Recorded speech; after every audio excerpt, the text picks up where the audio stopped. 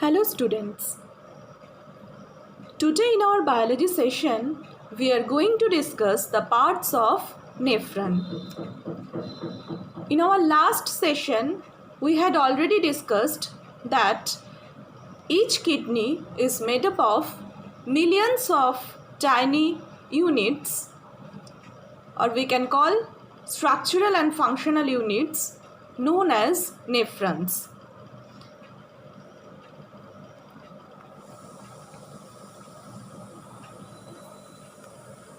So you can see here that this is the structure of nephron.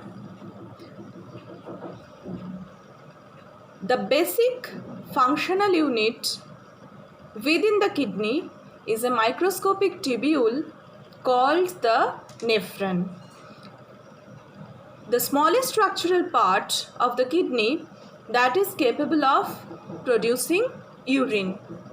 You all know that the main function of the kidney is to remove the metabolic waste products from our body as urine. Each kidney contains millions of these small units which coil and twist across both the cortex and medulla.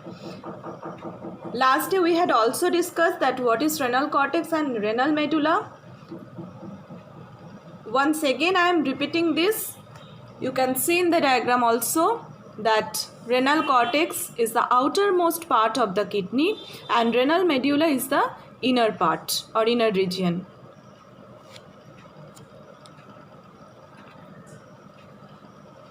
Now we are going to discuss the detailed structure of a nephron. A nephron is made up of mainly two parts. A renal corpuscle, which is the initial filtering component, and renal tubule that processes and carries away the filtered fluid. Here you can see this is the label diagram of a nephron. So just once I am telling the names of the all parts of nephron, then we will discuss it. First of all, it is made up of a cup-like structure. This one you can see, this is known as Bowman's capsule, and inside this cup-like shaped structure or Bowman's capsule, a tuft of blood capillaries are present which is known as glomerulus. This Bowman's capsule continues to produce proximal convoluted tubule, that is also called PCT in short. After PCT, one U-shaped loop-like structure is there that is known as loop of Henle. After loop of Henle or Henle's loop, there is one more convoluted tubule that is known as DCT or distal convoluted tubule, and distal convoluted tubule continues to form collecting duct or collecting tubule. So first we will discuss the renal corpuscle. It is mainly made up of two parts, glomerulus and Bowman's capsule. You can see here it is the renal corpuscle structure. This part is known as glomerulus and this part is known as Bowman's capsule. So what is glomerulus? Glomerulus is a network of thin blood capillaries. Each glomerulus receives its blood supply from an afferent arteriole. You can see this one is afferent arteriole which enters the nephron and forms the glomerulus and leaves as efferent arteriole. Actually, afferent arteriole is formed from renal artery. Last day we had discussed already that renal artery is the artery that enters to the kidney. After entering to the kidney, it divides and subdivides to form arterioles. and afferent arteriole is one of that arteriole.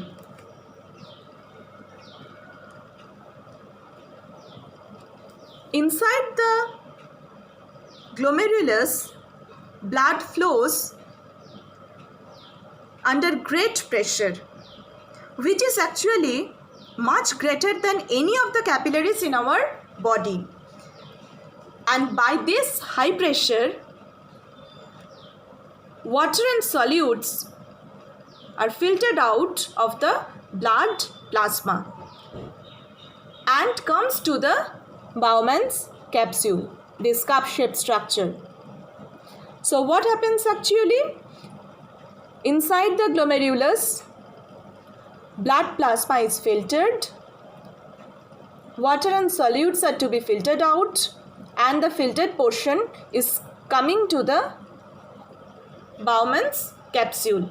Only about a fifth of the plasma is filtered into the glomerulus, and the rest passes into the efferent arteriole. Next is Bowman's capsule. Already I have told that this cup-shaped structure which surrounds the glomerulus is known as Bowman's capsule. Fluids from the blood in the glomerulus are ultrafiltrated and comes to the Bowman's capsule. This filtrate is known as glomerular filtrate, and this glomerular filtrate from the Bowman's capsule moves to the proximal convoluted tubule.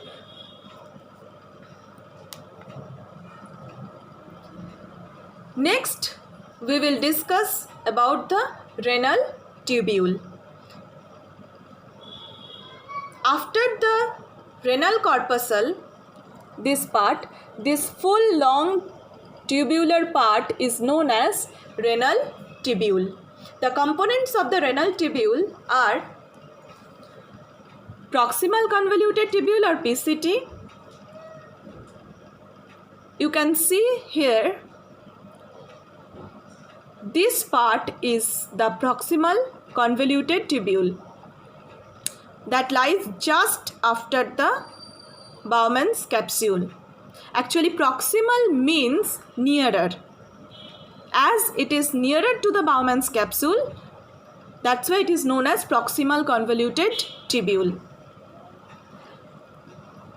Here you can see that it is marked with that line.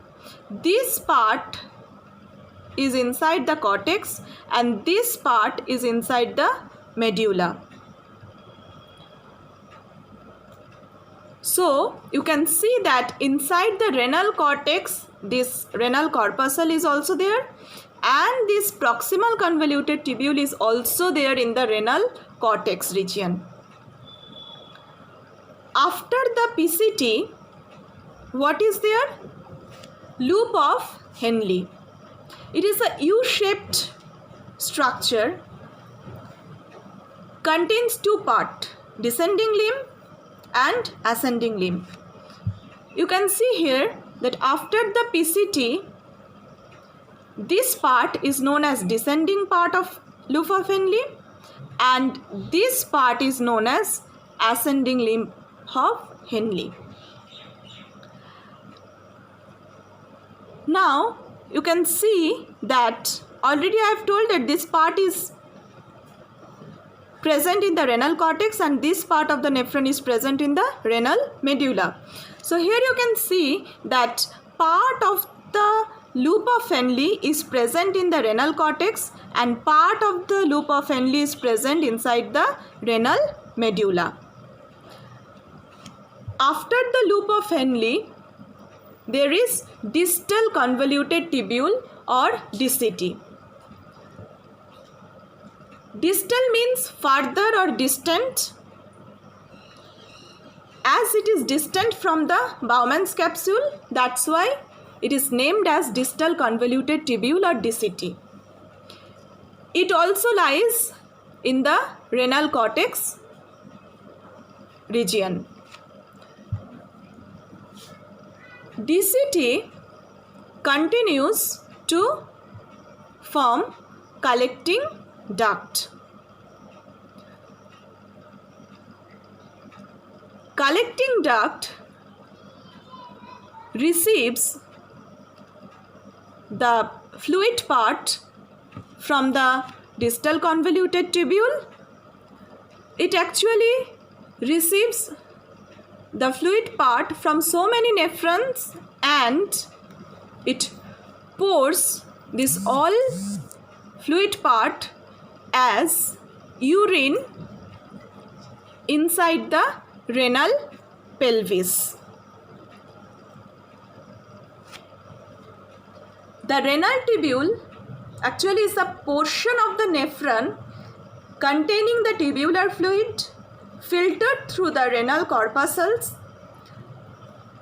After passing through the renal tubule, the glomerular filtrate is processed to form the urine and continues to the collecting duct system.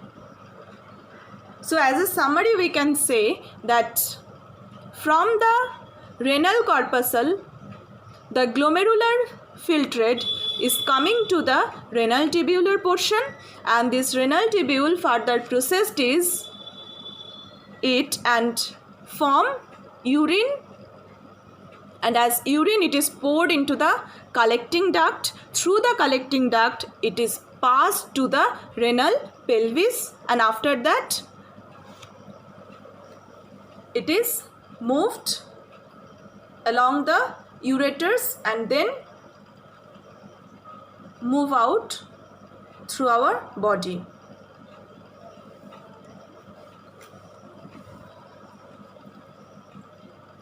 So today we are ending our session by that. Next class we will discuss about the formation of urine, mainly the process of formation of urine. Till then, bye and have a nice day.